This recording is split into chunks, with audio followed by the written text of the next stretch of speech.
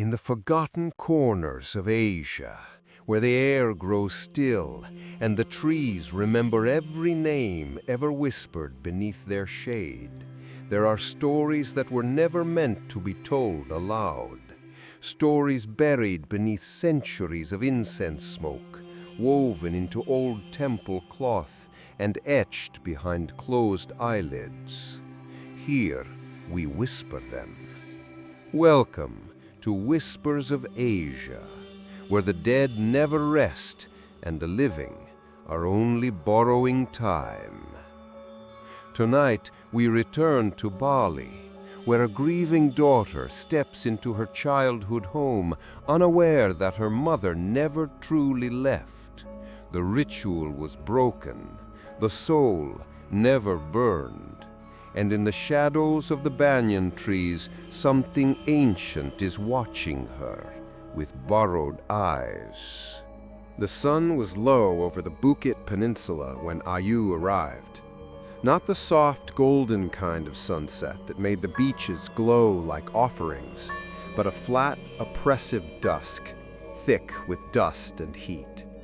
The kind of dusk that didn't feel like it was ending the day, but swallowing it whole. The motorbike she'd hired sputtered away in a cloud of grit and silence, leaving her standing at the foot of the narrow path that led to her mother's house. The village, if it could still be called that, was more a cluster of breathless homes buried in jungle rot and woven silence. Everything smelled of wet stone and frangipani left too long on the altar. Ayu hadn't been back in over 14 years. Not since the night she left in a storm of shouting, slammed doors, and words that could not be unsaid. Now she was back because her mother was dead. Or at least, that was what the letter had said. No call, no message, just a wrinkled note from the village head, hand-delivered to her rented flat in Denpasar, with barely enough detail to count as an obituary. Your mother passed. No ceremony yet. Body kept in house. Come. No signature, no condolences. Just those 5 words at the end that had clawed into her sleep for nights.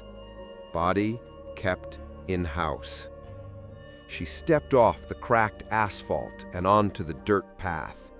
Weeds had grown over the stone boundary markers, and the once cleared edges of the forest had swallowed the trail like it had never been carved.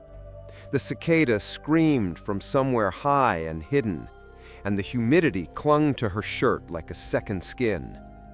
The house was just where she remembered it, perched on a slope, tucked beneath the oldest banyan tree in the village. It was once painted white, years ago. Now mildew had bled through the wood, giving the walls the color of old teeth. The windows were shuttered. The front gate sagged like it had been trying to fall for years. But it was the silence that made Ayu stop at the steps. No dogs barked. No roosters crowed. Not a single villager peered from behind their thin curtains. The jungle around her was breathing, pulsing, watching, and yet the village was dead quiet, as if it was holding its breath, waiting for something to finish happening. She climbed the steps. The wooden door was slightly ajar. Her hand hovered just an inch from the wood, unsure. Not out of fear, not yet, but because something in the air felt wrong. Not dangerous, not violent, just wrong. The kind of wrong that felt ritualistic, deliberate, as though something sacred had been disturbed and hadn't quite settled back into place. She pushed open the door. The smell hit her first. It wasn't the stench of rot as she had feared, but rather a heavy blend of clove smoke, dried jasmine, old ashes, and something metallic beneath it all, like the scent of coins left under the tongue. The front room was exactly as she remembered. The floor tiles chipped and uneven, the ceiling stained with old incense trails. But everything felt darker than it should have. The curtains were drawn, the mirrors were covered with black cloth. Ayu paused, the back of her neck prickled. Why were the mirrors covered? She hadn't heard of that custom in years, not since childhood funerals. Her grandmother used to whisper that the soul, if left untethered, might mistake the reflection as a doorway and refuse to move on. That a mirror could trap a spirit, or worse, let something else in. She stepped further inside. A single bowl of offerings sat untouched by the doorway: banana leaf, rice, and 3 burnt sticks of incense, long since cold. The ash had spilled across the floor like gray threads, swept slightly by the wind. The old cat, Ijo, sat in the corner just outside the threshold, still alive somehow, eyes green and still sharp as knives. But he did not come inside. He hissed when Ayu tried to call him, then slunk off behind the jackfruit tree. She called out softly, "Boo?" Of course, there was no answer. And yet, the air in the house shifted, subtly, but unmistakably, like breath moving through it, like someone exhaled at her back. She turned sharply. No one. The hallway was long and dark in daylight. Shadows clung to the floorboards like stains. Her old bedroom was on the left. Her mother's room, the room, was at the far end. Ayu hesitated. She didn't want to open that door. She didn't want to see her mother's body. She didn't want to feel anything. Not now, not yet. But her feet moved anyway. As she walked down the hallway, she noticed them. Small things, subtle things. The house was too clean. Not recently cleaned, but ritually cleaned. The kind done after death. Clothes in the corners, salt in the thresholds, threads tied around doorknobs. The old brass bell above the kitchen was missing. The altar in the back had been smeared with ash. And then, the bedroom door. Closed. Something behind it hummed. Not noise, not vibration, just presence. Ayu pressed her palm against the wood. It was cold. She turned the knob slowly. The door creaked open, an inch, then 2. The room was dim. Thick curtains shut in the light. Candles had burned themselves into puddles on the nightstand. A hand-carved wooden bed stood against the far wall, and upon it lay her mother, wrapped in white. Not entombed, not sealed, not buried, just lying there, unburned. Ayu gasped, stumbling back half a step. Her mother's body was shrouded in ceremonial cloth, the kind used for ngabin, the cremation ritual, but it hadn't been burned. The ritual hadn't been done.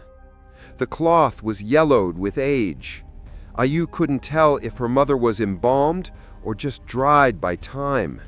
But she could tell one thing with absolute certainty. This body had been lying here too long, and no one had touched it. No one had dared. Something inside Ayu snapped into clarity. This wasn't neglect. This wasn't forgetfulness. This was fear. The villagers hadn't buried her mother. They had avoided her because they were afraid. Ayu's fingers trembled as she reached out to pull back the corner of the cloth. She didn't know why. Maybe to make sure. Maybe to look for some final comfort, some last moment of closure. She pulled back the fabric from the face and choked back a scream. Her mother's eyes were sewn shut. Coarse black thread, crude knots, pulled tight through the eyelids. Her lips were shut with wax. A faint black marking, almost faded now, was drawn across her forehead, a sigil Ayu didn't recognize, but somehow understood. A seal, a lock, a desperate barrier. She stepped back slowly, nearly dropped the candle. Her breath hitched in her throat, and the nausea came all at once. What had her mother done? Why had the villagers left her like this? And what was waiting in the silence between those stitches? She backed out of the room, heart racing, shut the door behind her, slid the bolt closed without thinking. She leaned against the hallway wall and looked up at the cracked ceiling. The air was thick with incense again, except now she hadn't lit any. And from somewhere deep within the house, far beyond the old walls, she heard it, a slow, soft, deliberate exhale, as if the house itself had just taken a breath and was waiting to take another. The next morning came slowly. There was no rooster crowing, no bells from the temple, only the whirring, insect-thick silence of the jungle pressing against the cracked walls of the house. Ayu awoke on the floor of her old bedroom, her back stiff, her throat dry. She had fallen asleep clutching the old family photo album, unopened. Dust coated the cover. She didn't remember picking it up. She didn't remember lighting the candle still flickering near her feet. Outside, the sky was gray, neither rain nor sun. Just that pale, thick overcast that made the world feel like it had stopped rotating, as if time in this house existed in a different rhythm, older and heavier. She forced herself to rise. The hardwood groaned beneath her feet. Before she even left the room, she noticed the first thing. The mirror was gone. The standing mirror that had always been in the corner beside her desk was simply gone. Not covered, not shattered, not moved. Gone. Like it had never been there at all. But she remembered. It had been the last thing she'd seen in this house all those years ago, her own reflection blurred with rage and grief. She remembered throwing a book at it once. It had cracked, but never broke. And now it was gone. A shiver traveled down her spine, uninvited. She stepped into the hallway, barefoot. The wooden floors were dustless, clean, too clean. Something about it unsettled her. As a child, she had always remembered this house smelling of herbs, of firewood, of old clothes and dried chili in the kitchen. Now it smelled only of smoke, that sharp, resinous kind that clings to walls and skin and never washes out. The old bell was still gone. The incense holders had all been emptied and replaced with bowls of salt. The black cloths covering the mirrors had not been moved. No pictures hung on the walls anymore. All the framed portraits of ancestors had been taken down. She found them later in a box beneath the stairs, faces turned inward, glass shattered, some faces scratched with a blade. Why? Why erase the lineage? Why erase the eyes? The kitchen was the only room that felt remotely alive. The air was thicker there. Stale offerings lined the counters, overripe bananas, flies circling in spirals, dried rice turned black with mold. A small clay bowl in the center of the kitchen table held 7 strands of gray hair, bound with red thread. Ayu didn't touch it. She recognized the ritual, a charm of protection or of binding, meant to keep a spirit anchored, or keep one out. She turned slowly, scanning the ceiling.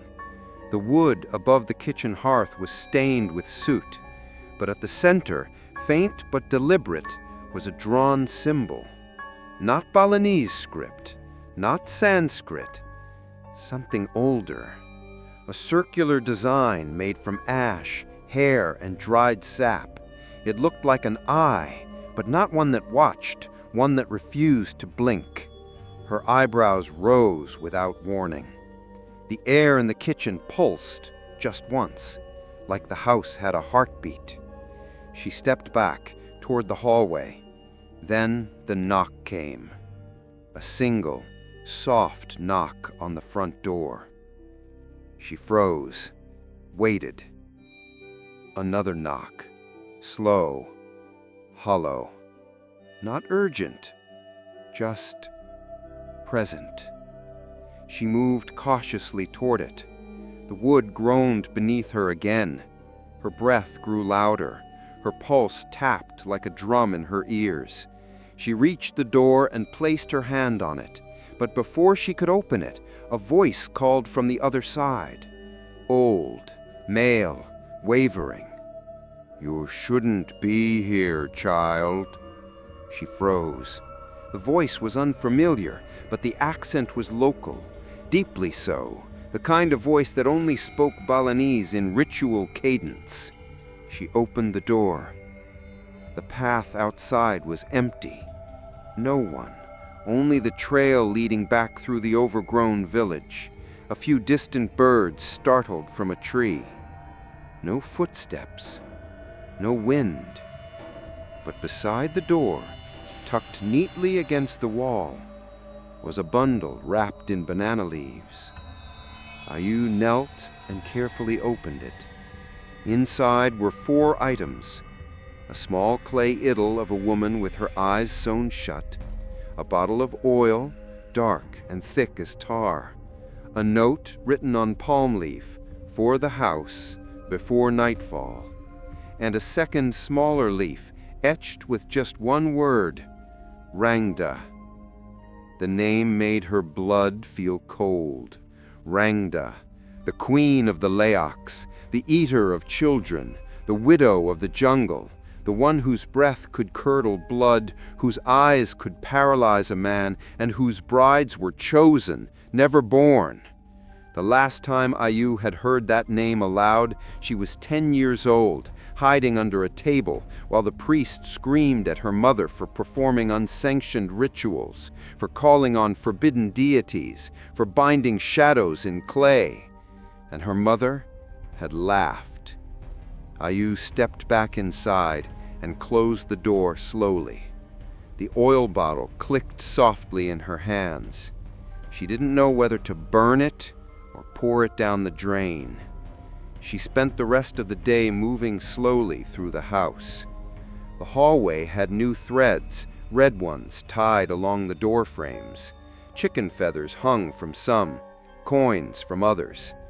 None of it was traditional, not in the modern way. These were old rites, from the hills, from the jungles, from places where people still feared Leyak sorcery. In her mother's room, she dared not enter again, but she sat outside the door and listened. No sounds, no movement, just stillness, but not emptiness. The house was not empty, not of presence, not of intention, not of memory. She opened the old chest beneath the stairs after dusk. It had always been forbidden, locked with string, sealed with old wax. She remembered once touching it as a child and her mother slapping her hand so hard she bled. But now it opened easily. Inside were bones, not full ones, just fragments, teeth, claws, bits of skull, wrapped in linen and marked with ink. Some were human, others inexplicably not. There were also dolls, some made from dried husks, others from cloth and wax. Each had its eyes removed. Each bore a name, and one of them was Ayu's. Her own name, written in faded ink on the chest of a small, headless figure wrapped in a child's dress. She dropped the doll. It rolled onto its side and faced the hallway with its neck twisted backward. Ayu lit incense out of instinct, whispered a prayer. but the smoke curled downward, not up, as if the house refused it, refused the offering, refused the apology. That night, Ayu could not sleep. The windows rattled, though there was no wind.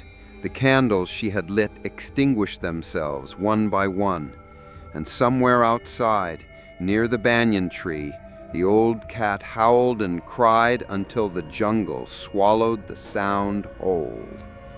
She wrapped herself in a sarong and sat in the center of the house, arms folded around her knees, eyes fixed on the door to her mother's room. And that's when she heard it. Movement, soft, fabric shifting, the creak of the old bed, a slow, wet breath, like lungs remembering how to move after years of stillness. Then silence. Ayu gripped the clay idol. Her mother was dead, but her body had not been burned.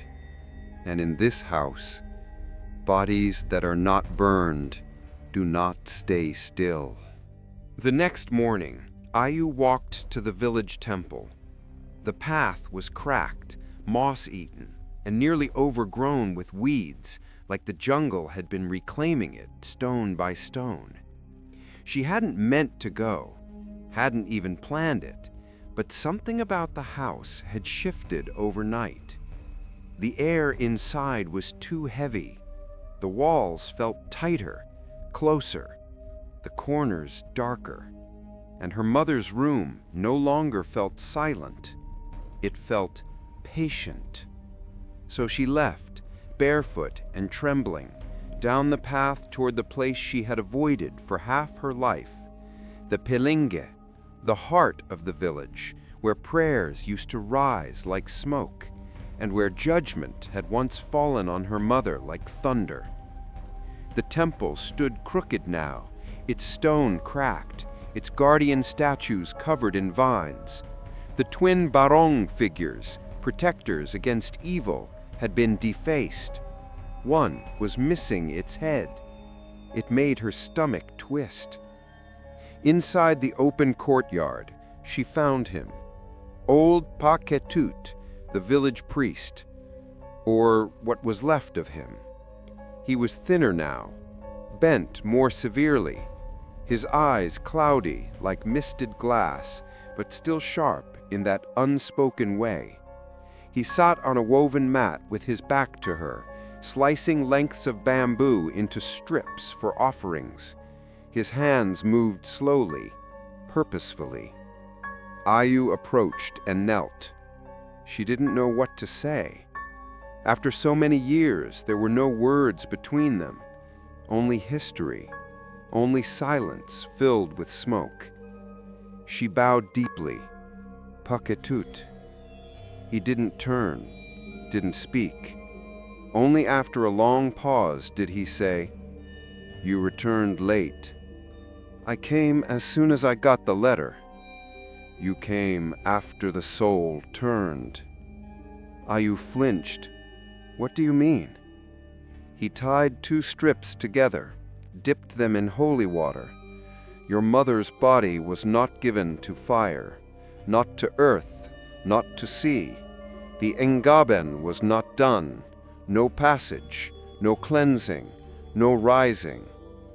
"I know," she whispered. "Why?" He finally looked at her, and in his eyes she saw something that terrified her more than any shadow in the house.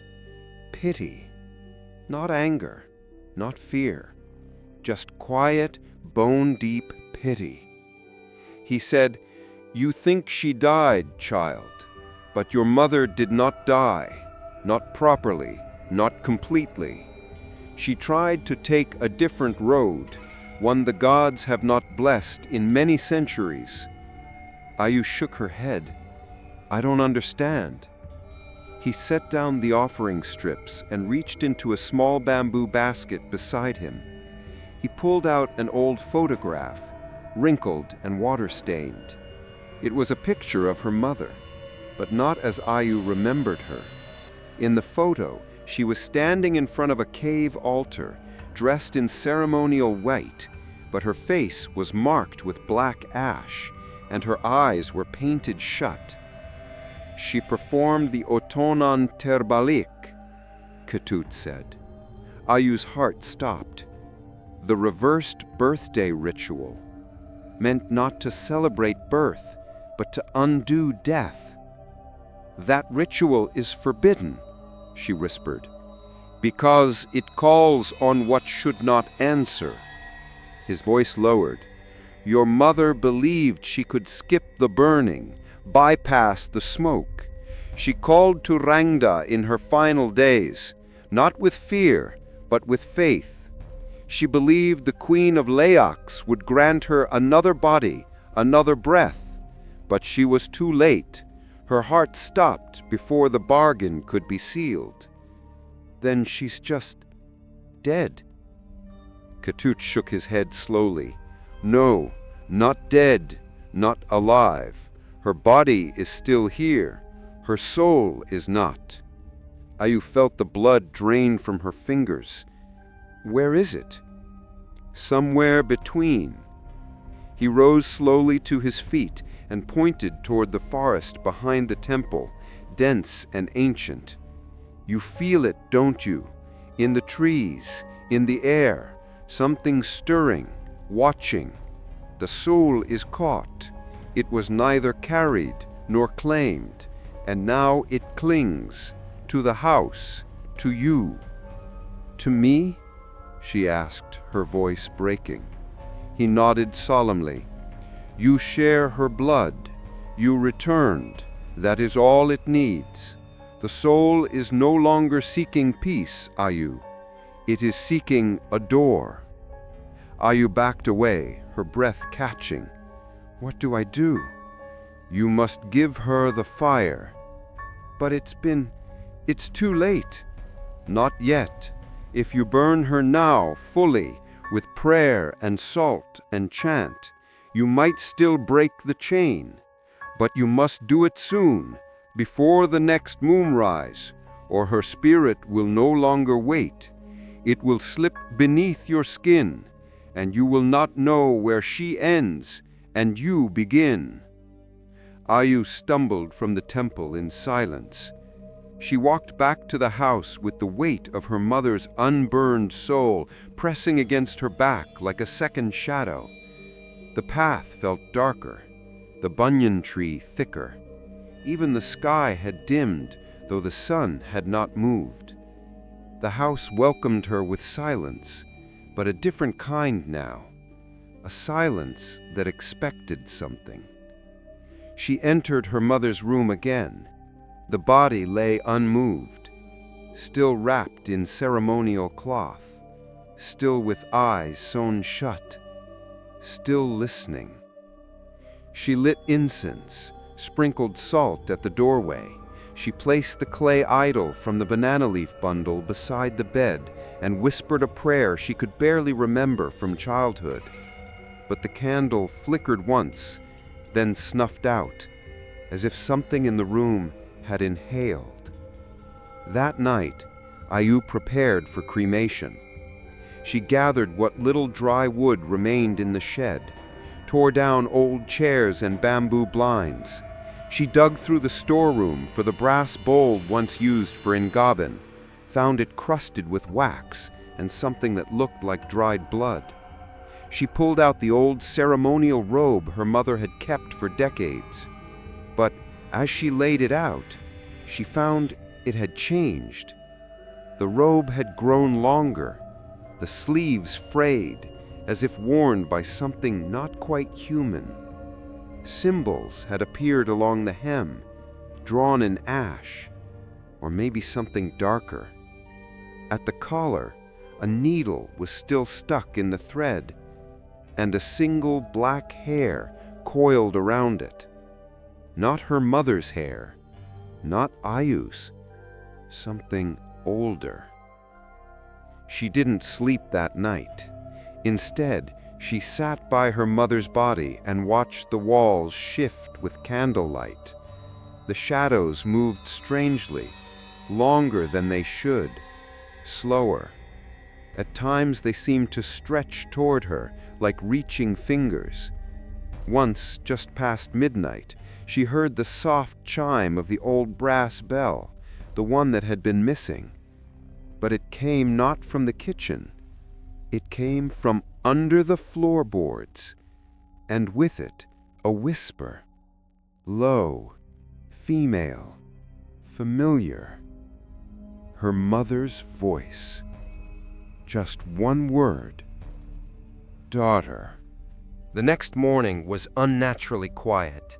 No wind, no birds, not even the rustle of the trees. Ayu stepped outside the house with a basin of water in her hands, hoping to clear her head, her heart, anything that felt real. The air clung to her skin, thick and unmoving, like the jungle had exhaled once and never taken another breath. She had slept with the idol cradled in her lap, the way a child might cling to a doll.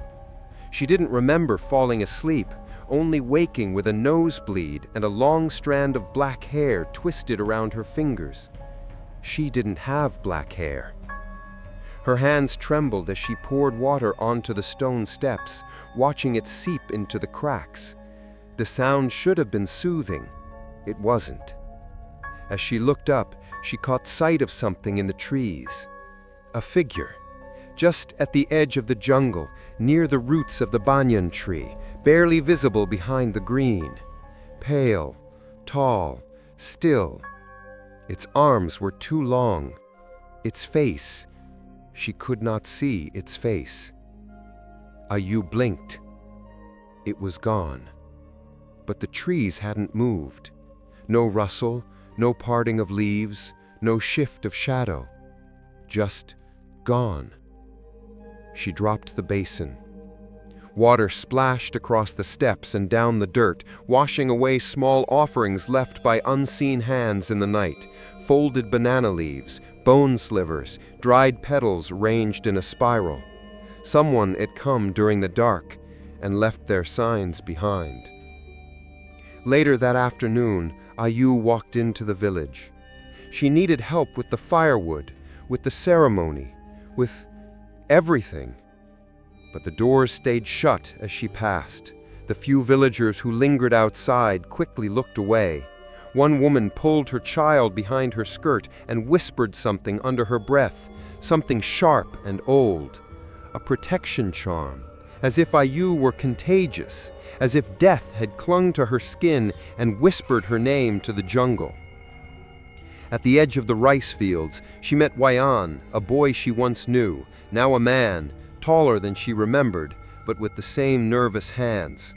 He was feeding ducks by the irrigation line. When he saw her, he didn't smile.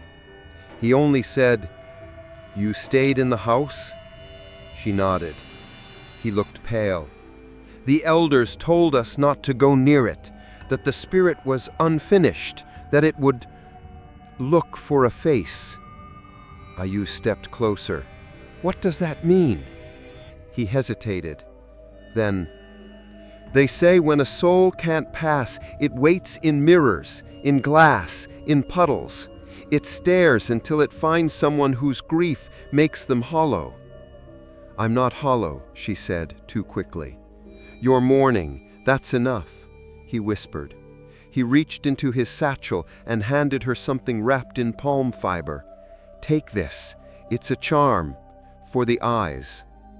"What kind of charm?" "So you don't see what wants to be seen."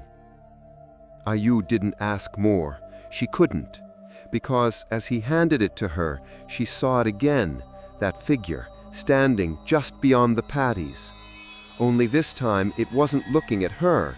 It was mimicking her. Same tilt of the head, same arm lifted to receive the charm, same blink. But 2 seconds late, like a reflection trapped behind a delay. Ayu turned sharply. It vanished. Again. But now her heart was thudding too hard to ignore. There were things in this village that weren't following the rules of time, of vision, of self.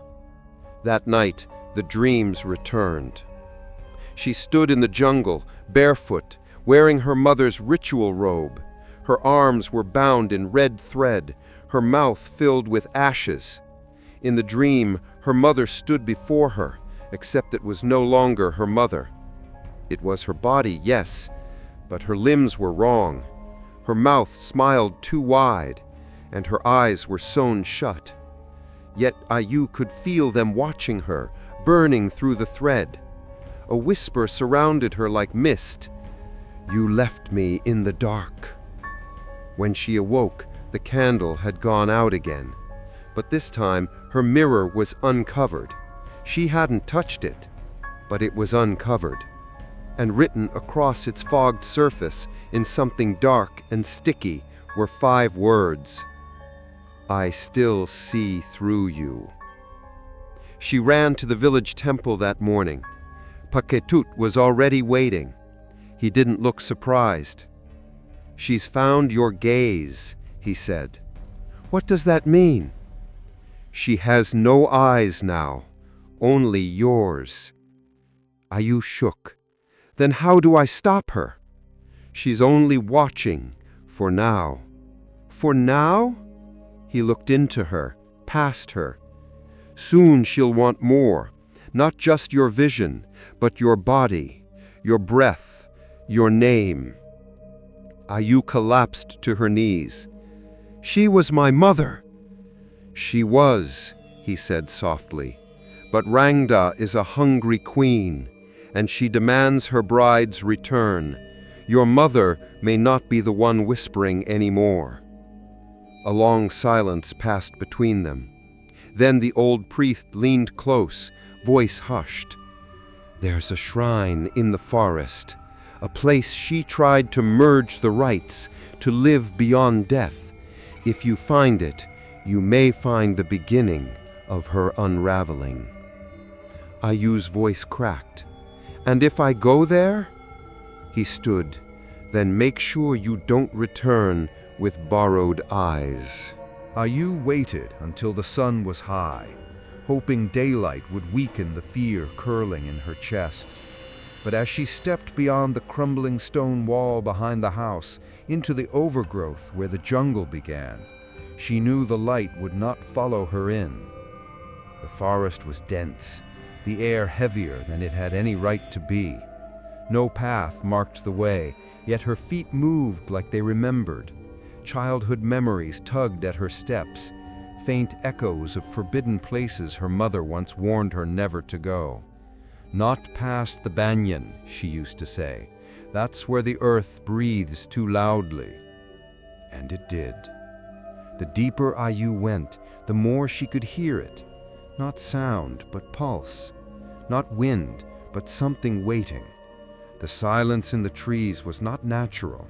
It was ritual. The branches above thickened, blotting out the sun in strands. Bamboo stalks leaned together like whispering elders. Roots curled from the ground like fingers, and the smell, gods, the smell, was not rot or soil, but ritual oil and something sweet and spoiled like overripe fruit offered to something that could no longer taste. That's when she found the first object. A skull. Small. Animal, maybe a monkey.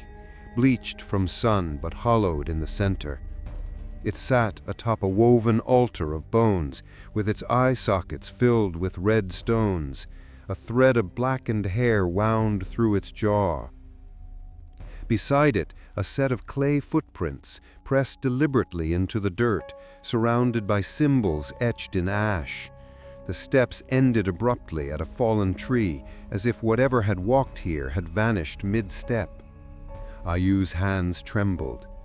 This was no child's play, no forgotten shrine. This was a working site, a ritual left in motion. She kept moving. The heat deepened. Her breath grew shallow. The forest pressed in. Every leaf seemed to tilt in her direction, every vine like a coiled limb. The sunlight was behind her now, a memory closing fast.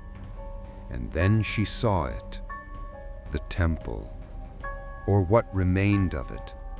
A half-buried shrine, its stone face cracked open like a skull. The mouth of the ruin gaped wide, overgrown with creeping ferns and soot-blacked moss. 2 broken statues flanked its entrance, twisted barong faces that had melted into expressions of agony. This was no public temple. It was hidden, built for rituals never meant for gods. She stepped inside. The interior was dark, cold, and wrong. The walls were painted in soot and crushed flower pigment, layered in spiraling script that made Ayu dizzy to look at. The ground was littered with remnants, teeth mostly, human and animal, bones burned half through, dried blood on slate stones, broken bowls filled with candle wax and fingernails. But what struck her most were the masks. Dozens of them, hanging from the rafters, strung together on threads of hair and twine. Each mask carved from wood, crude, painted in black and crimson, with the same feature: eyes sewn shut. The stitching wasn't symbolic, it was real. Actual thread, actual flesh in some. She turned slowly, breath catching in her throat. At the center of the chamber stood a stone altar, cracked, stained, and carved into its base, weathered but unmistakable, was her mother's name, Nyoman Saraswati. And beneath it, etched in fresher lines, Daughter of the Queen. Ayu staggered back. This wasn't just a shrine. It was a contract site. This is where her mother had called out to Rangda. This is where the deal had been made, or tried to be. But something had gone wrong. The offering incomplete, the ritual unsealed, the soul left to cling to Ayu, to the house, to the body waiting for fire. She knelt and ran her fingers across the stone. The names below her mother's were unfamiliar. Other women, some names scratched out, some smeared with what looked like blood, others unfinished, half-carved, like someone had stopped mid-word. A whisper moved behind her.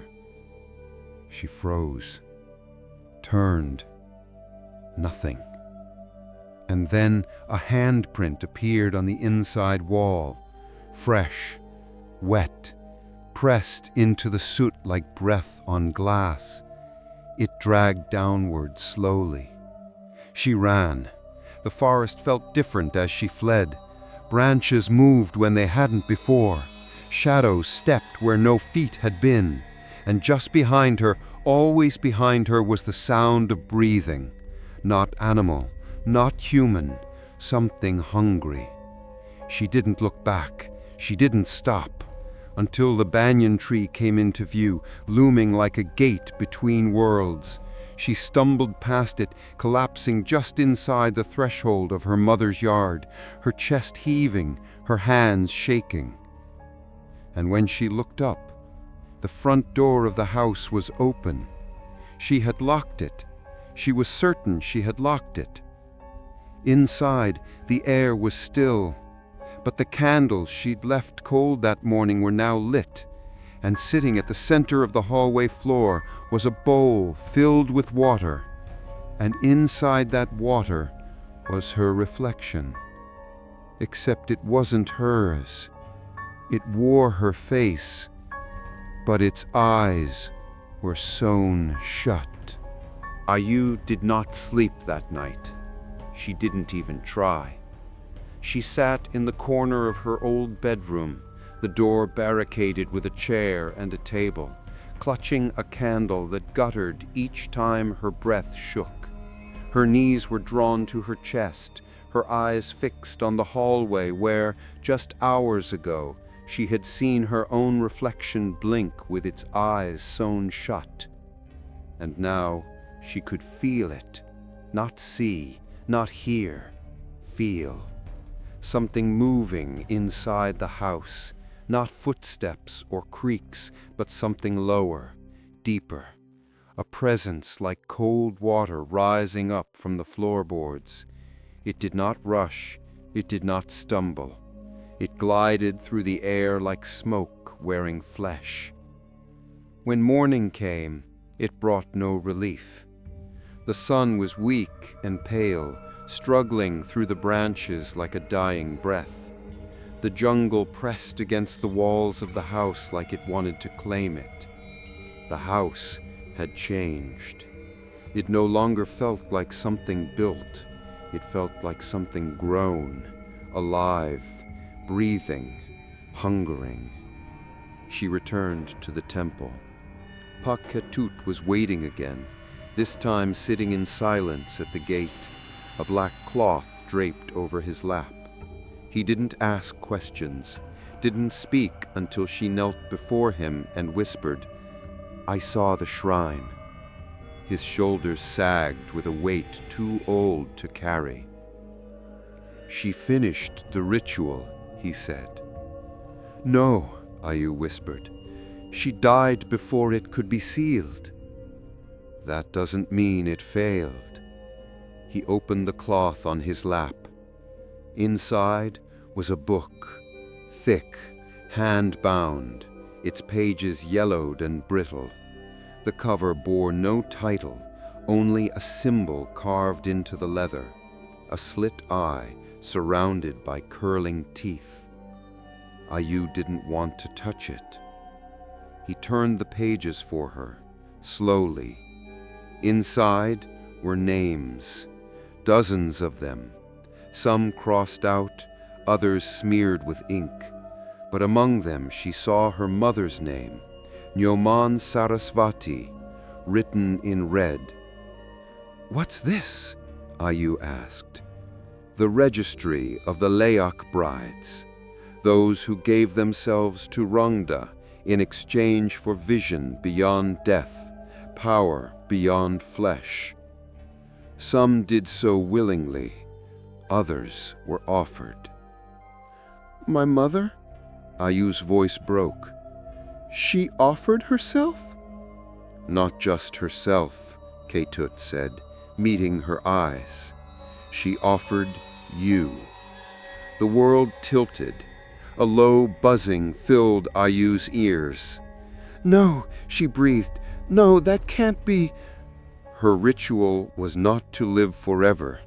It was to return through you, the vessel born from her blood, the body the queen would hollow and wear. Ayu stumbled back, shaking her head.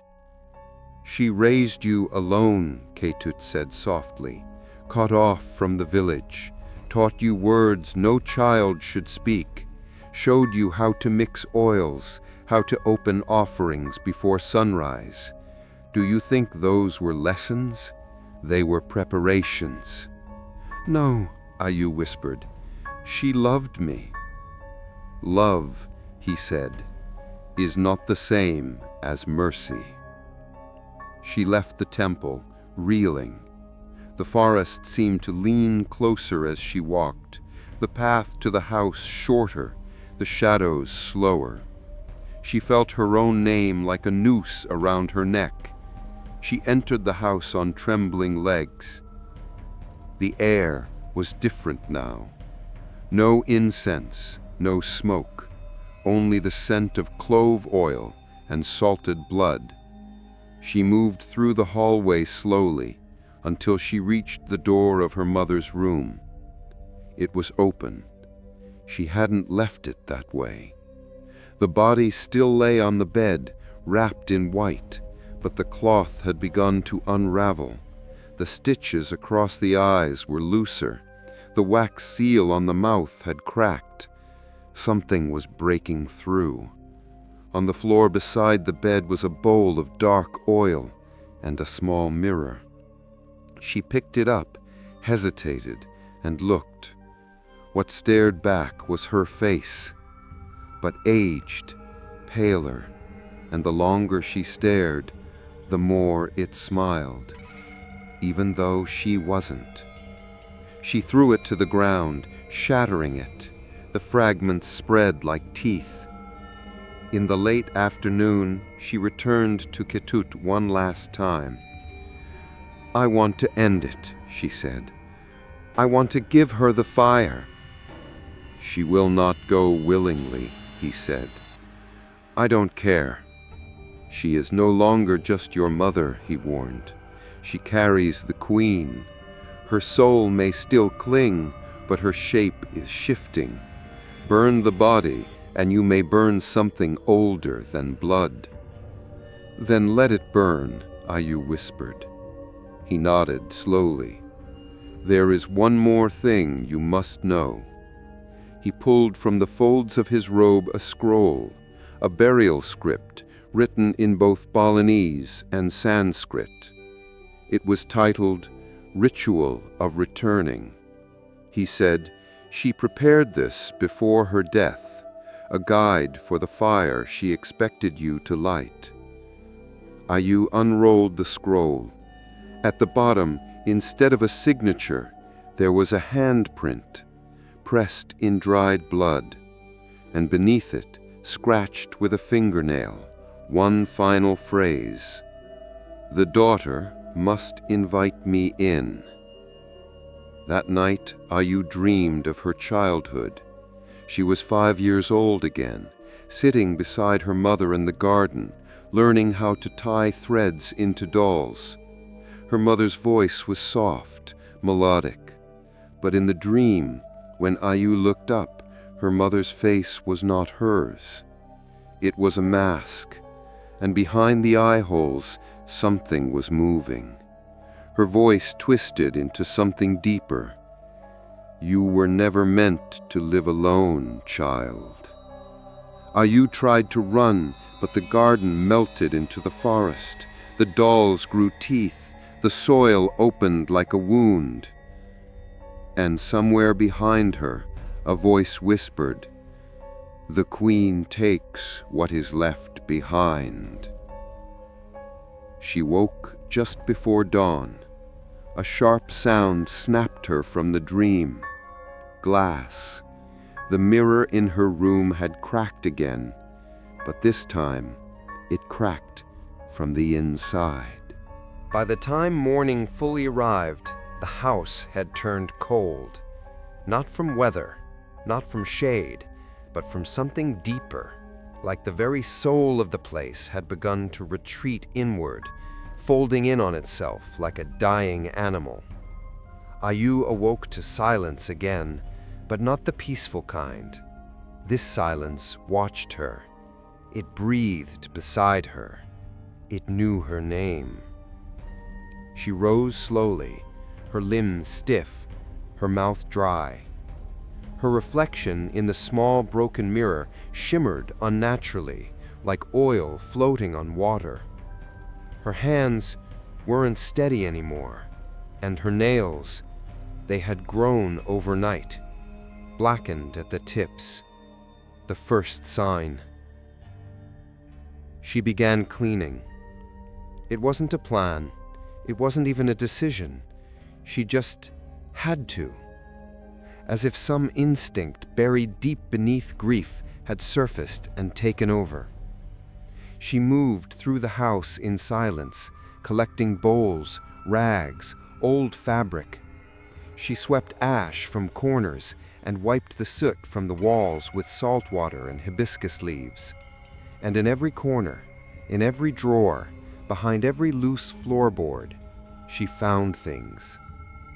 Bundles wrapped in cloth, small glass jars sealed with wax, dried herbs tied with black thread, bits of animal bone, human hair twisted around wooden nails, dolls made from palm husks, faceless, headless, some bound in red string, some nailed to stone, and each of them carried a name. Many she did not recognize, but some she did. Her own, her mother's, the names of villagers who had vanished, a midwife who had once helped deliver Ayu, a girl she'd gone to school with who drowned in a well. They had all been offered or bound, and her mother had kept their names here.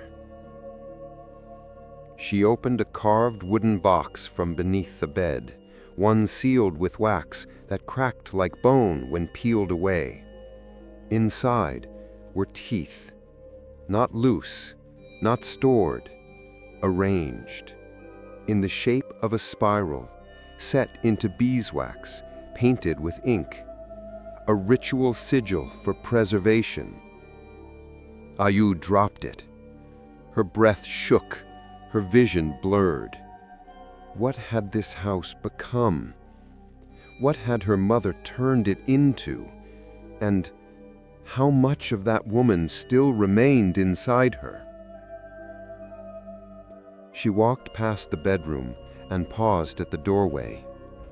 The cloth over her mother's face had slipped again. More of the stitching had loosened, the thread no longer taut. Her lips had cracked further, and something dark was beginning to drip from beneath the wax, something not blood, not oil, but thicker, like grief made liquid. On the walls around the bed, more drawings had appeared, not painted, not carved, scratched, with fingernails. A spiral, a woman with no eyes, a long tongue wrapped around a tree, a child cradled inside a mouth filled with fire. Ayu backed away and slammed the door. She couldn't look anymore, couldn't breathe inside that room. She lit a stick of incense and placed it near the entrance. It curled upward for only a moment, then turned sideways, crawled along the floor toward her, like smoke drawn to breath. That evening, the cat returned. Ijo. Old, gray and scarred, but alive. He meowed once at the doorstep, then slipped inside as if nothing had ever happened. Ayu stared at him, startled.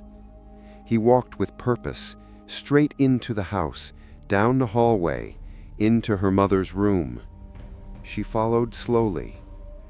When she opened the door, he sat at the foot of the bed, staring at the body.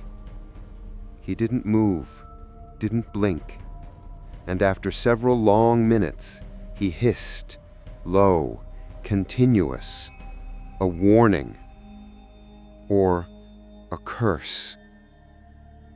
Then he turned and bolted out of the house, vanishing into the night. He never returned again.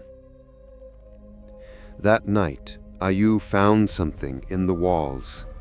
She had leaned against the kitchen shelf, exhausted, and heard it, a hollow sound, like something stored behind plaster, something dry. She pulled aside the board. Inside the wall cavity were bundles, more than a dozen, wrapped in batik cloth, marked with ritual wax. Inside each was a piece of a woman. Hair, fingernails, scarves stained with dried blood, tiny hand-carved faces made of wax and wood, each pierced with needles, some burned, some broken. At the bottom of the cavity was a book, bound in black thread. She opened it, hands trembling. Inside were ritual notations drawn in red ink, dates, names, instructions. Leyak ascension rites, transferal through bloodline vessel. Beneath that, a sketch of a woman with a child standing behind her, both stitched together with thread, both blindfolded, both surrounded by serpents made of hair. Ayu turned the final page. There, written in her mother's handwriting, "The body may rot, the soul may wander, but the blood The blood remembers its queen. Ayu couldn't speak. She couldn't cry. She sat in the center of the kitchen floor and wrapped her arms around her knees. The house whispered now. Not voices, not words, just ritual breath. A hum in the floor, a pulse in the wood, a sigh beneath the stone. The kind of sound a grave makes when it's too full and too hungry to stay shut. That night, Ayu dreamed of nothing. But when she woke, her pillow was filled with hair, and none of it was hers. The morning of the fire began with no birdsong, just a windless gray sky and the sound of the jungle holding its breath. Ayu rose before dawn, her hands already trembling. She had not slept, could not sleep, not with the smell of burning oil seeping through the walls, not with the shadows whispering in the corners, not with the image of her mother's eyes, still sewn shut, yet somehow watching her, burned into her thoughts. Today, she would burn the body. No more waiting, no more listening to the floorboards creak beneath invisible steps, no more being hunted by smoke and thread. Today, she would light the fire and break whatever had bound her bloodline to the queen of the Leyaks. She dressed in a simple sarong and bound her hair in a ceremonial knot. No jewelry, no perfume, only the white of mourning and the salt of sweat on her skin. She carried her mother's body from the house with trembling arms. It had grown lighter, too light, as if parts of it had already left, as if only the shell remained. She dared not unwrap the cloth, dared not look at what the weeks had done to skin and bone. The eyes were still stitched, but the thread had turned gray, stiff with something congealed, something no longer just human. She laid the body on a pyre made of bamboo and dried palm leaves, stacked high in the clearing beside the banyan tree. She had gathered firewood for days, broken furniture, old chairs, anything that would burn. Pat Ketut arrived in silence. He carried a brass bell, a bowl of salt, and a small vial of camphor oil. His face was pale, his hands steady. This must be done quickly, before she resists. Ayu didn't ask what he meant. She already knew. They began the ritual at sunrise. Salt was scattered in a spiral around the pyre. A prayer was spoken in whispers, in the old tongue, the tongue that called to gods older than temples. One line for the body, one line for the soul, one line to sever the bond between them. Ayu lit the incense. Ketut poured the camphor over the kindling. The smoke rose, and then Ayu lowered the flame to the pyre. At first it caught. Dry leaves curled inward, palm fibers hissed, a tongue of fire licked the base of the body cloth. Ayu held her breath, but then the flame stopped, like it had struck stone. A moment of stillness. Then the fire recoiled, as if something inside the body had breathed inward, sucking the heat into its chest and silencing it. The smoke turned black. The incense snapped in half. And then came the sound, a low, wet crack from within the shroud. Ayu took a step back. Ketut's face turned gray. "She won't go," he whispered. "She has to," Ayu began, but then the wind shifted, and the candles on the altar flared to life. They hadn't been lit. They were soaked in rain from last night, but now they burned blue. Ayu turned back toward the pyre. The cloth over her mother's face had lifted. The stitches were gone, and where the eyes had once been, there were only holes, dark, empty, endless, staring right into her. A cry escaped Ayu's lips. Not a scream, not yet. Something smaller, something raw. She stepped backward, tripped, fell. Ketut tried to finish the chant, but his voice failed him. The salt ring began to shift, not scattering by wind, but by footprints that appeared within it, small, barefoot, and moving toward Ayu. She crawled to the kindling, reached for the match, but the match was wet. All of them. Each match soaked, each stick dark with moisture that hadn't been there before. She looked up and saw the banyan tree bleeding. From its trunk seeped black resin, thick and slow, sliding down the roots like tears. The birds above had vanished, the jungle had gone quiet again, and the body on the pyre was sitting up, just slightly, as if a string inside had been pulled, as if the ritual hadn't freed the soul, but called something else closer. Ketut grabbed Ayu by the arm. "We have to leave." "No," she whispered, "not yet. We can't leave her like this. She is no longer your mother." They fled as the sky turned a bruised shade of red. Not sunset, not weather, something ritual, something watching. From the house, from the shrine, from the thread-bound names carved into wax, a spirit had been angered, or worse, denied. That night, Ayu sat alone in her room. Ketut had returned to the temple, shaken. He promised to return before the next moonrise, but Ayu knew he wouldn't. The house groaned with new sounds now. Not wind, not walls, but shifting cloth. The sound of someone turning over in bed. The creak of footsteps pressed in time with her heartbeat. And once, just once, a laugh. A low, gurgling laugh that came from the corner of her bedroom. She lit every candle she could find. She sealed the mirrors again. She held the ritual book in her lap and traced her mother's handwriting with a fingertip gone cold. The daughter must invite me in. She hadn't. Not yet. But every night the voice came closer to her ear. The eyes without thread stared longer, and the body that refused to burn waited. It began with the shadow.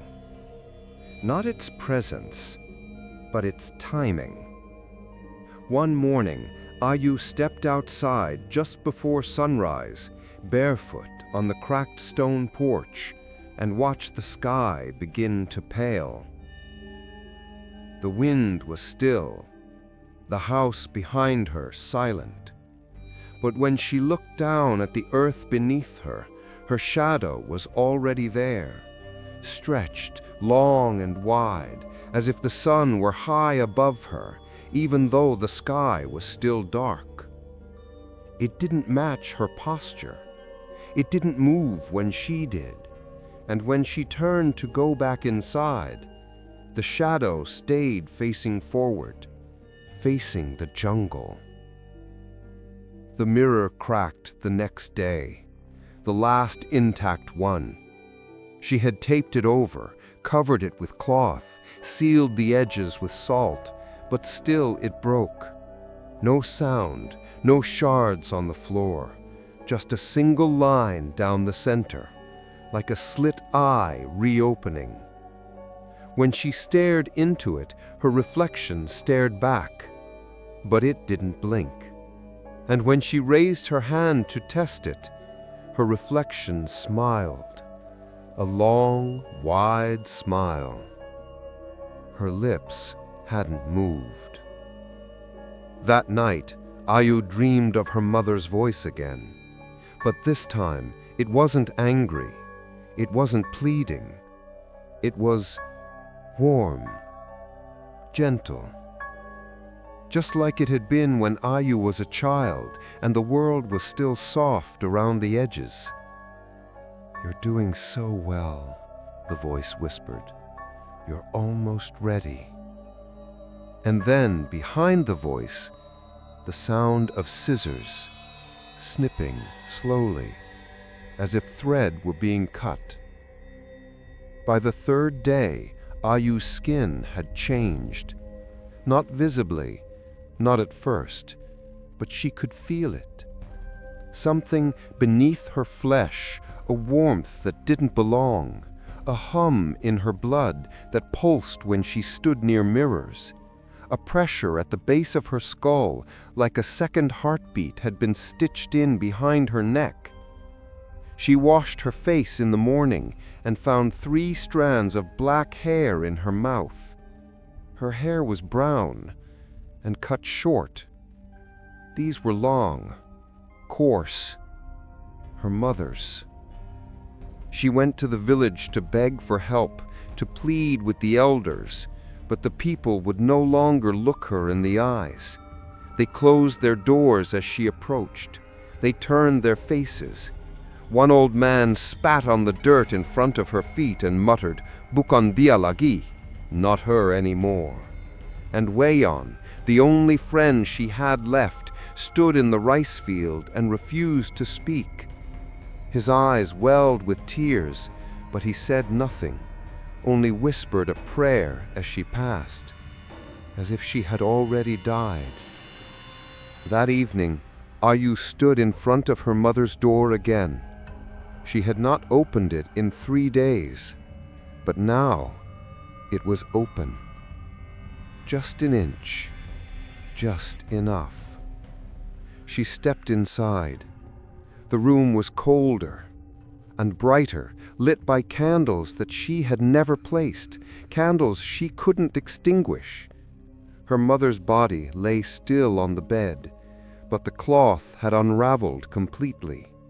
The mouth, once sealed with wax, now hung open, and stitched into the lips was a thread that trailed down to the floor and vanished beneath the boards. Ayu followed it, lifted the loose floorboard with trembling fingers. Beneath it, bones, human bones, dozens of them, arranged in spirals, each etched with a name, each paired with a doll, and at the center, a large clay bowl filled with water. She looked into it, saw herself, but this time, she didn't blink. Her reflection did. That night, the dreams were worse. She stood in a circle of women with their faces cut away, no eyes, no mouths, no skin. They chanted in a language she didn't know, but her mouth moved with theirs. She understood every word. Her hands were bleeding, holding a needle. She was sewing something shut, and when she looked down, it was her own face in her lap. She awoke screaming, sweat-drenched, cold, but the scream didn't stop.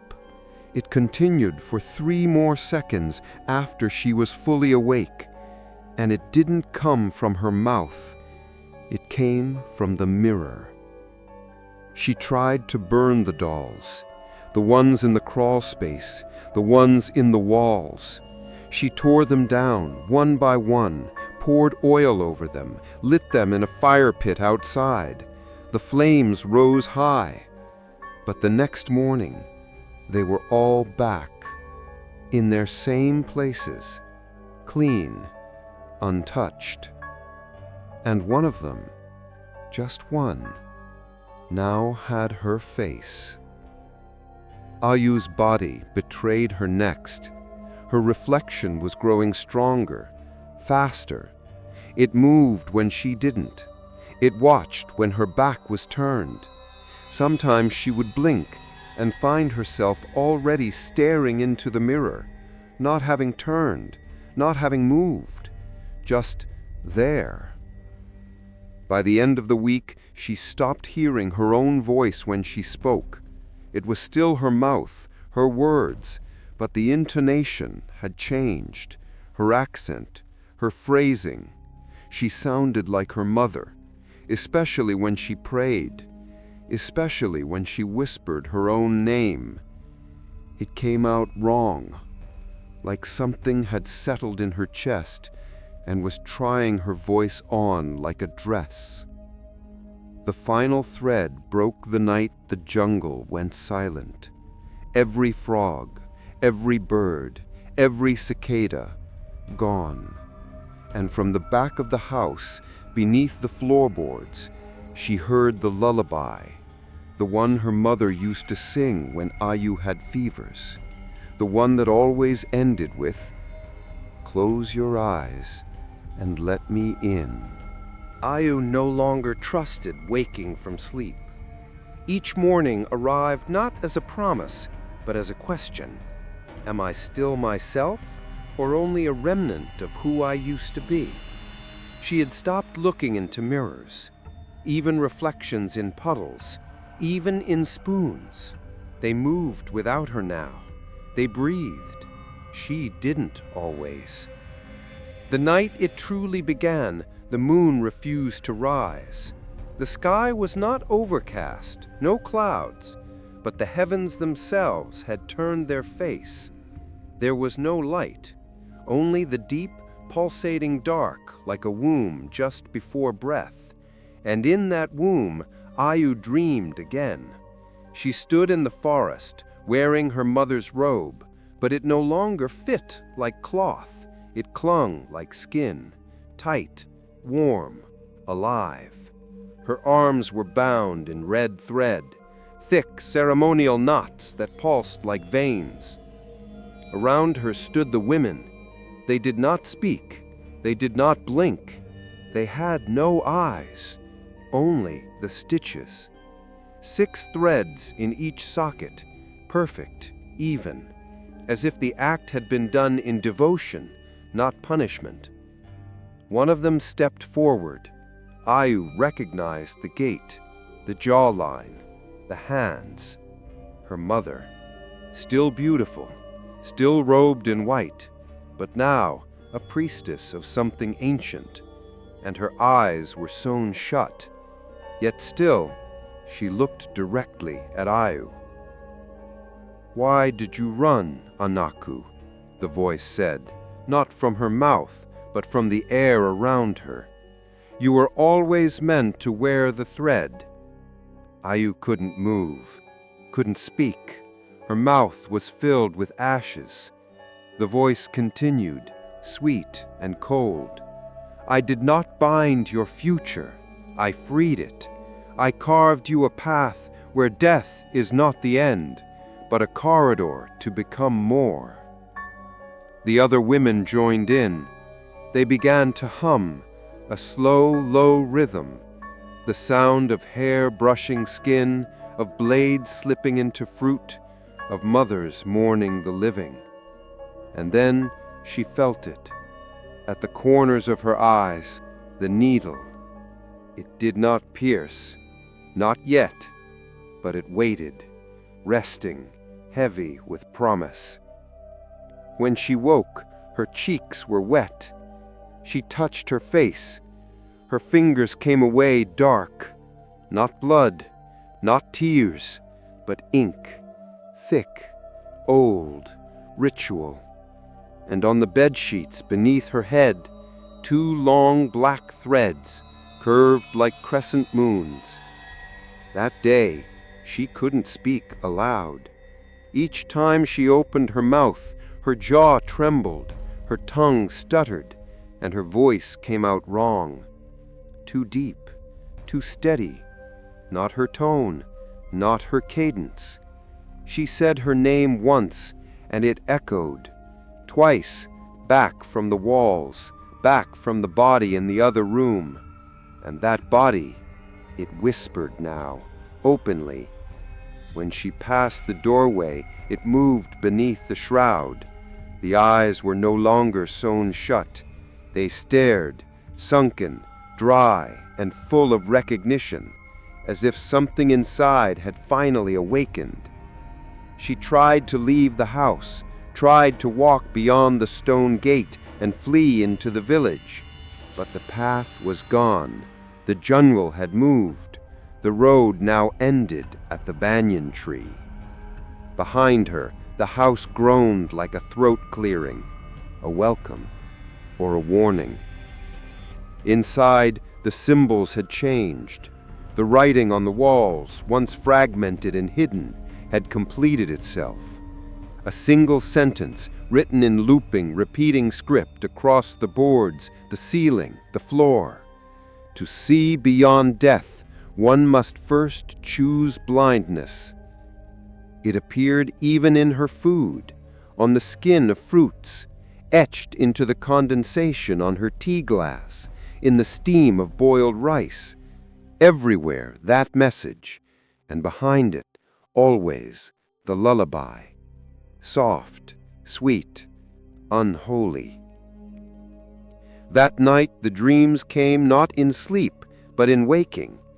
Ayu lit a candle and sat by the mirror, determined to reclaim herself, to say her name out loud, to remember her voice. She stared into the mirror, and there her reflection moved first, lifted its hand, raised a needle, smiled with thread clenched in its teeth, and whispered in her own voice, "You're ready now." She screamed, but no sound came out, because in that moment, Ayu realized she was no longer the only one screaming. There was another mouth behind hers, another breath in her lungs. And when she touched her face, she felt the needle marks, tiny, fresh, one beneath each eye, as if the thread had begun its work from within. She collapsed on the floor, gasping, and from below the bed, something moved, something crawled. A doll, no face, no eyes, but now, wearing her necklace, and stitched across its tiny cloth chest, her name in her mother's handwriting. Ayu tried to rip it apart, tried to scream, tried to run, but her legs didn't listen anymore. They stood, slowly, steadily, and walked her to the window, where her reflection in the glass stood smiling, already waiting, already stitched, already blind, but watching just the same. The storm broke just after midnight. No rain, no thunder, only a sky torn wide open by silence, moonless, windless, still. Inside the house, Ayu stood barefoot in the hallway, a candle in one hand, a ritual bell in the other. She had not eaten in days. Her lips were cracked, her eyes ringed in bruised shadows. Her thoughts no longer flowed like water, but echoed like footsteps in a long abandoned hall. She no longer knew what she was, or who, only that something inside the walls was waiting, breathing beneath her skin, and tonight she would find it. The bell in her hand chimed softly as she walked, though she did not move it. It rang with each heartbeat, with each breath, as if the house itself were measuring her steps. The boards beneath her feet were warm, not from heat, but from memory. And as she reached the back of the hallway, past the ancestral altar, past the place where her mother once prayed, she felt a pull downward. There had always been a storage crawl beneath the house. Ayu had been forbidden from entering it as a child, told it was unfinished. But now she understood. It wasn't unfinished, it was sealed. She lifted the old rug and found the trapdoor beneath, wood worn smooth with time, threaded shut with red string. She cut it. The rope snapped with a hiss, like breath escaping from a throat long silent.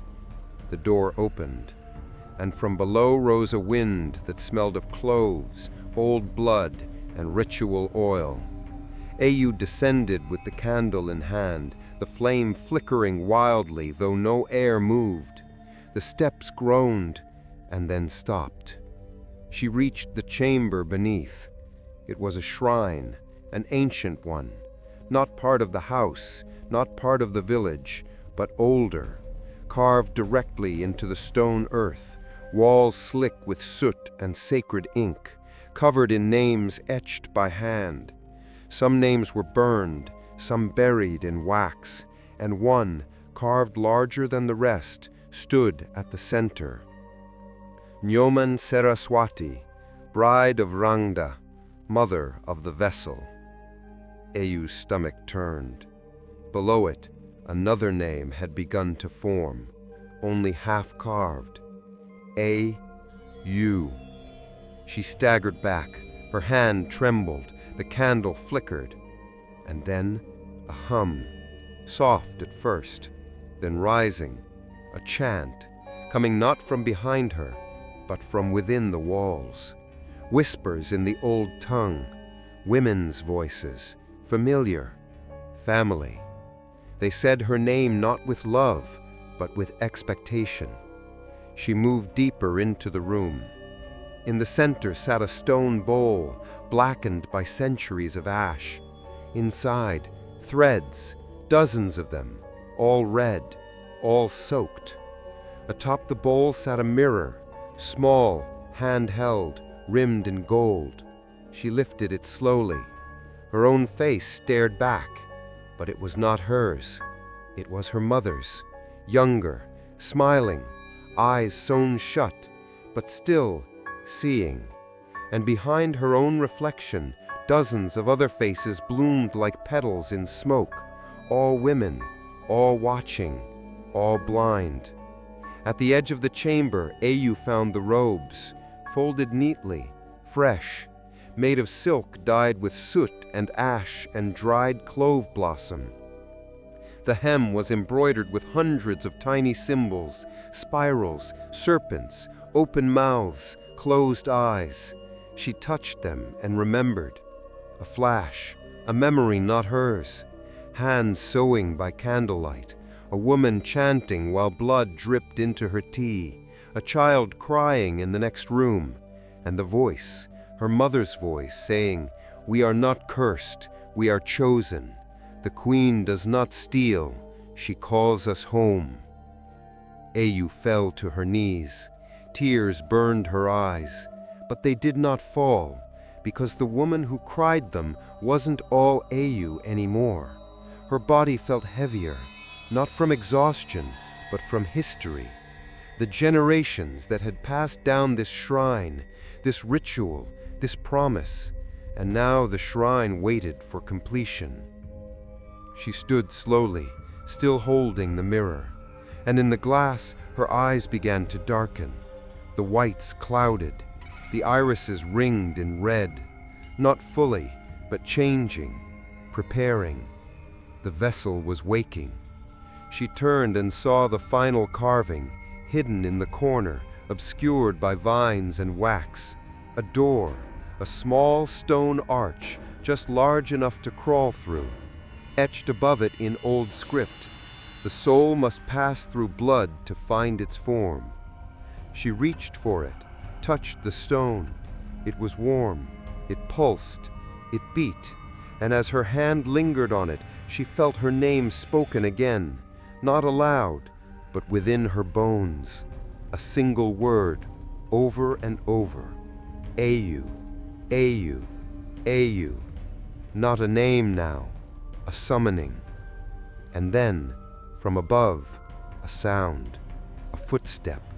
Not hers, not Ketut's, someone else's, walking above, in the house, heavy, deliberate, and then breathing.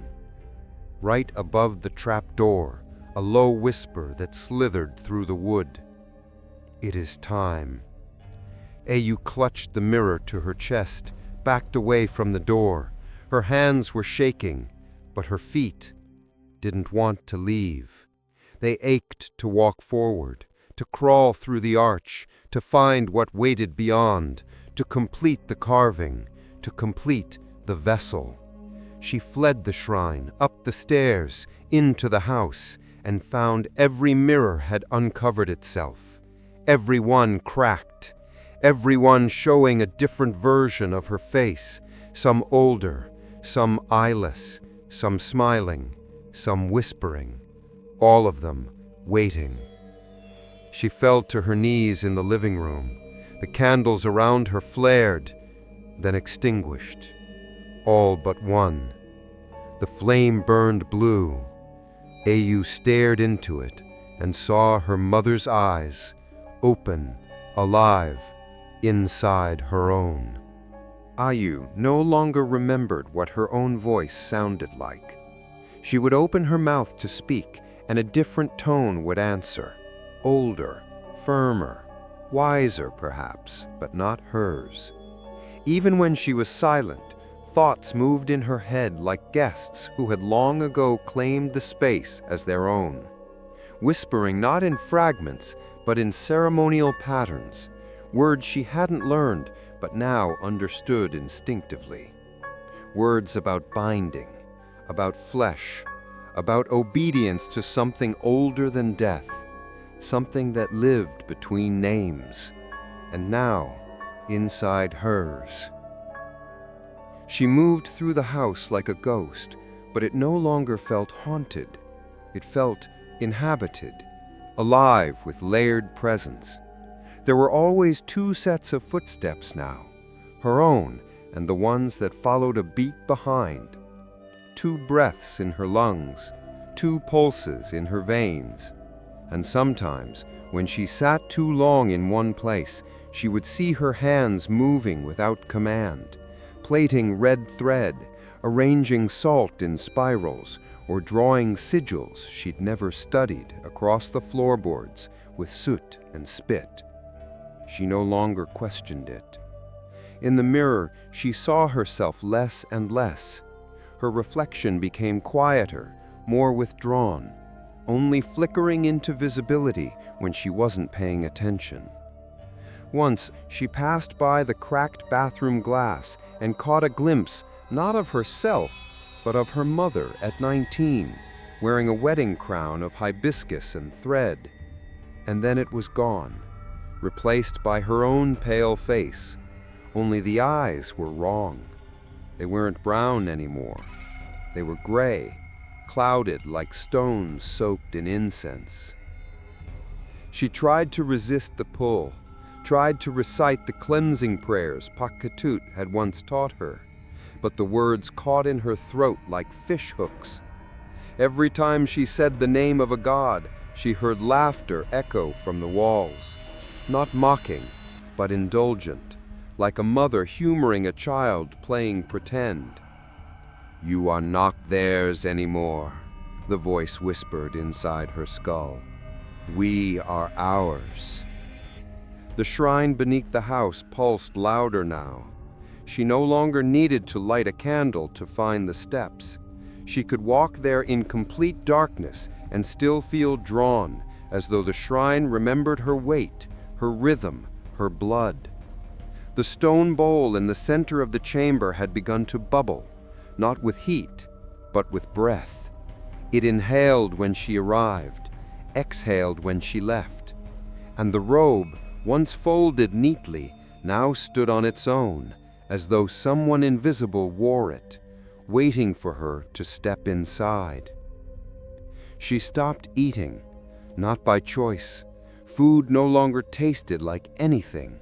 Water felt thick in her mouth.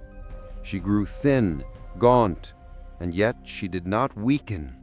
Her spine straightened, her steps grew firmer, her dreams grew longer.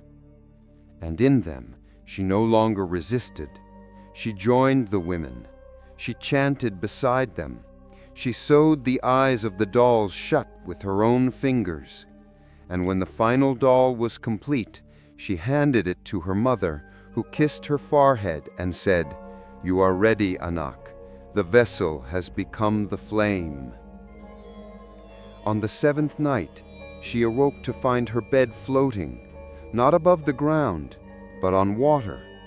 The house had become a lake, floorboards rippling beneath her like waves, walls swaying with liquid rhythm. The air smelled of clove smoke and sea salt and old grief. She rose barefoot and stepped into the water. and it didn't sink. She walked toward the mirror across the room.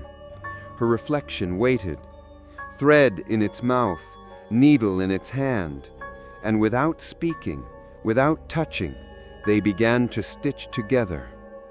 Not her eyes, not her flesh, but her soul, a weaving of memory and ancestry and submission, not painful, not forced, just inevitable.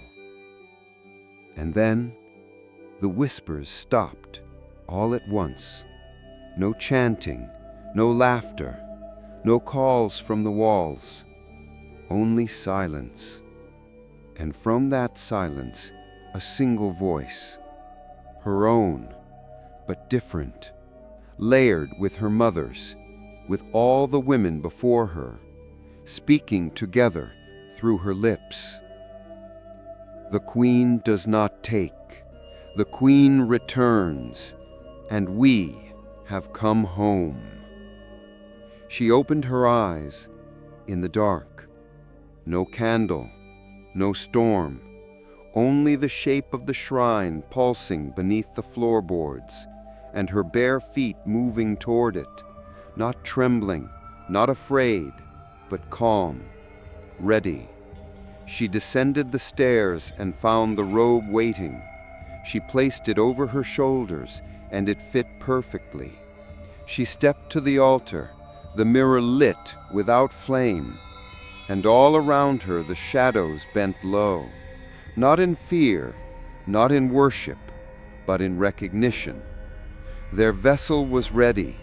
Their daughter had become the bridge, and the queen was only a breath away.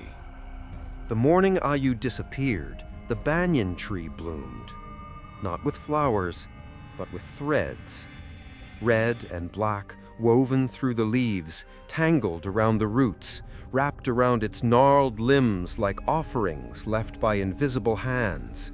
The tree dripped with wax, bone, and silk. Dolls hung from the branches, swaying in wind that did not exist. The village awoke in silence. No rooster crowed, no dogs barked, only the rustle of fabric in the forest, as if something large were breathing beneath the trees. Ayu rose with the first breath of the house. She no longer felt human, not in the way she used to.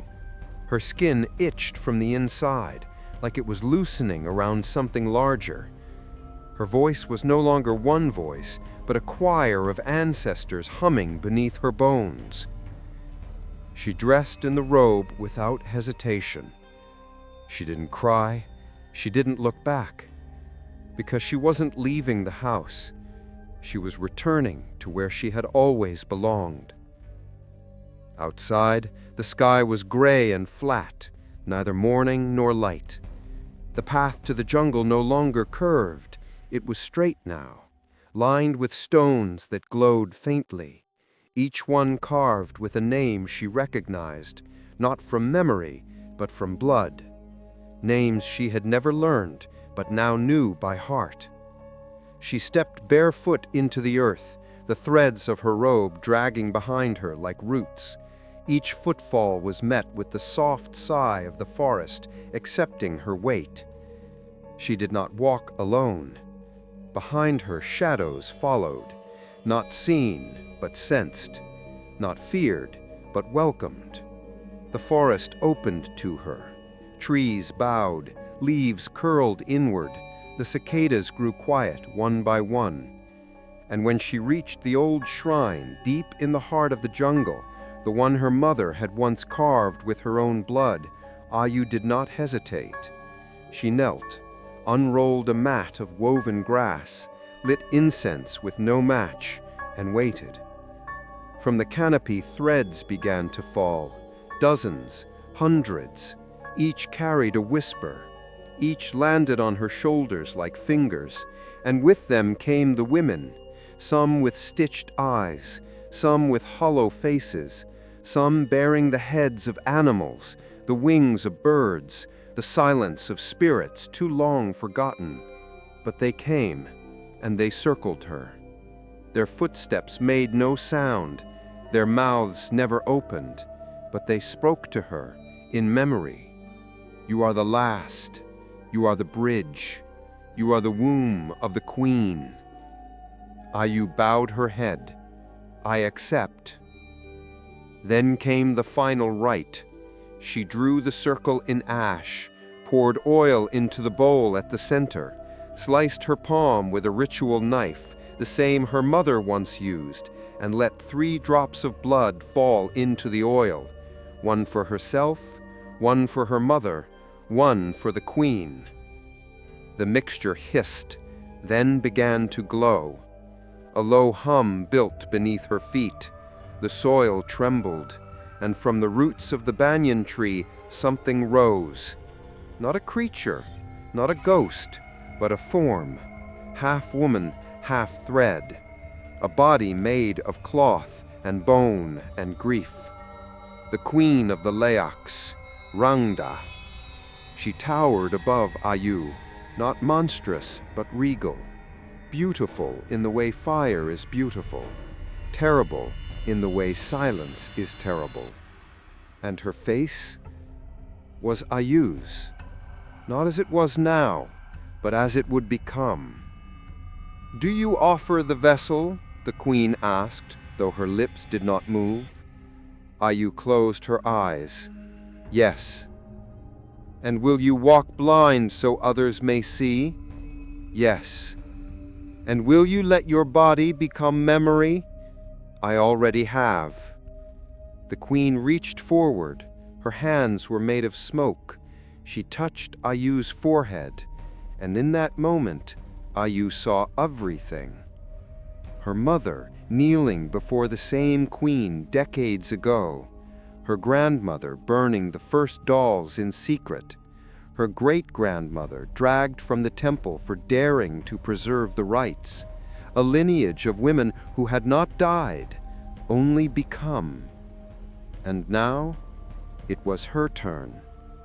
The forest roared, not with sound, but with remembrance.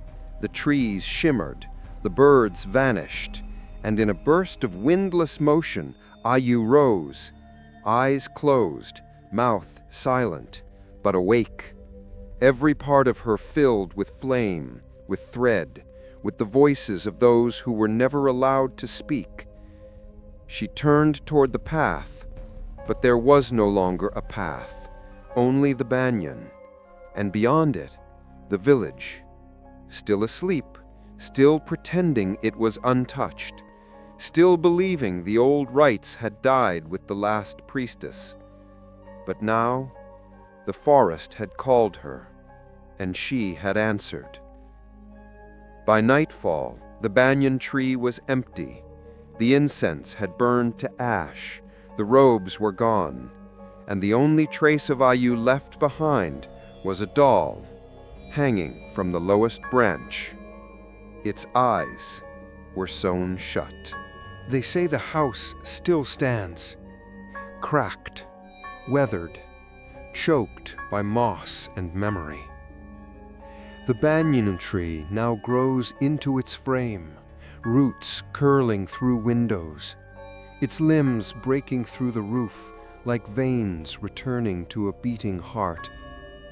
No one lives there anymore, but no one dares tear it down. Children are told not to look at it for too long. They don't know why. Only that the shadows under its porch never shift, and the silence it hums is alive. The villagers speak of her in whispers now, not with malice, not with mourning, but with the fear reserved for old gods. She is no longer Ayu, daughter of Nyoman. She is the widow, the one who never left the forest, the one whose reflection was lost to the shrine, the one who walks barefoot at dusk, where the light can't quite reach and the jungle listens without blinking. Some say they still see her silhouette just beyond the banyan tree, back turned, head tilted, still as stone, waiting. No one really knows what happened the day she disappeared. Only that the storm came from nowhere, that the priest was found in his temple, mouth full of thread, hands clasped in apology, and that every mirror in the village cracked the same night, split perfectly down the center, like a single eye closing. Way on, the boy who once fed ducks and gave her a charm to protect her sight, left the village soon after, but not before visiting the banyan one last time. He said her name, softly, hoping, maybe, she was still part of herself, that some thread hadn't yet been tied. But the only answer was the rustling of leaves and a doll falling at his feet, eyes sewn shut, his name written on its back in charcoal. He never spoke of it again. Sometimes the jungle sings, not loudly, not with birds, but with breath. At twilight, when the trees hold their silence too long, you can hear it, a lullaby with no words, a voice not quite human, not quite gone, a song passed down between mothers who were never allowed to grow old, between daughters who never got to choose. And now Ayu sings it, softly, through the branches, to no one, to everyone. She does not speak, not anymore, but she sees, without eyes, through roots, through mirrors, through grief. And she waits, not for vengeance, not for prayer, just for the next girl, the next daughter drawn to a thread she does not yet understand, the next soul who will stand at the edge of the banyan and feel something pulling, warm, familiar, like home. And when she steps closer, when her foot touches the first fallen leaf, Ayu will open her arms, and the forest will open its mouth. Some say she was cursed, others say she became divine, but the truth is simpler. She was offered, and she accepted. She let go of her name and took up the thread. She buried her eyes so others would see. She gave up her voice so others would remember. She became the silence that walks, the stillness between breaths, the widow who waits.